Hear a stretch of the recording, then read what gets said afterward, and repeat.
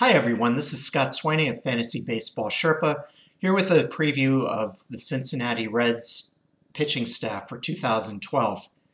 Now, I predict that the Reds are going to finish in first in the NL Central this year. I know that people are also looking at the Cardinals and the Brewers to give them a run, but I think several key acquisitions that the Reds made over the winter are going to put them back over the top. I predict they'll finish with a record of 85 and 77. Taking a look at the Reds pitching staff, they've got three really solid rotation members and a good closer, but a bunch of question marks after that. First, let's take a look at the Reds mixed league pitching options.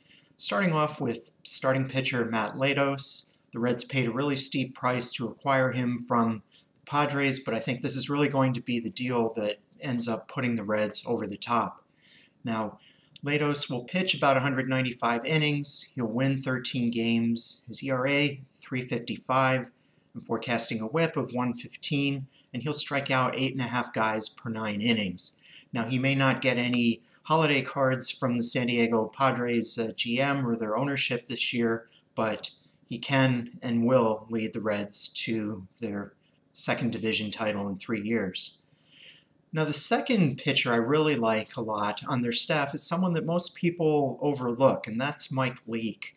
He doesn't get as much publicity as some of his rotation mates, but I think he's got the best chance to take a big step forward this year.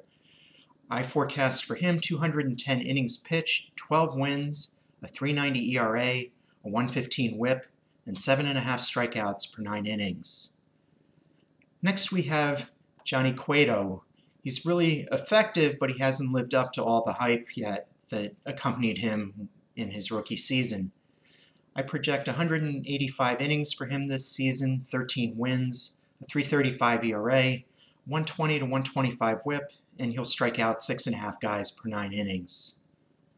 Ryan Madson is the Reds' closer now after signing with them as a free agent in the offseason. He finally proved last season with the Phillies that he can be an effective closer. The fact that he did it for a contending team gave the Reds even more confidence to go out and sign him, especially on a one-year deal. I'm projecting that he'll pitch 60 innings this year, save 35 to 40 games. His ERA will be about 2.6, his whip 115, and he'll strike out over a guy an inning. If you're speculating for saves in the Reds bullpen, Sean Marshall is one of the best setup men in the game.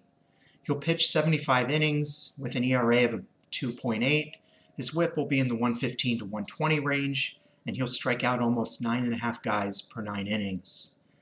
Another interesting name if you're looking to speculate for saves in the Reds bullpen is Jose Arredondo.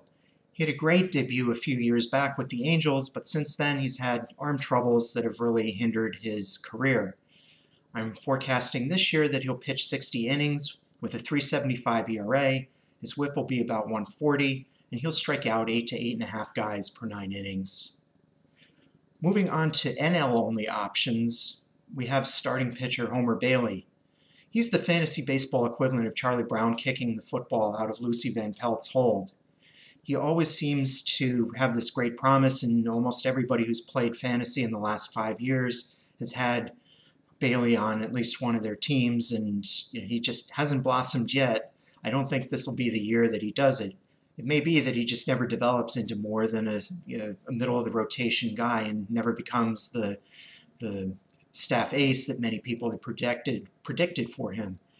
I forecast this year that Bailey will pitch 165 innings, he'll win 9 games, he'll have a 4.25 ERA, 1.35 whip, and he'll strike out 7.5 guys per 9 innings. A couple of other guys on the Cincinnati staff worth mentioning. First of all, starting pitcher Bronson Arroyo. What the heck are the Reds waiting for? How much longer do they have to let this yo-yo be a starting pitcher before they realize that he shouldn't be part of a contending team's staff, or any team's staff for that matter?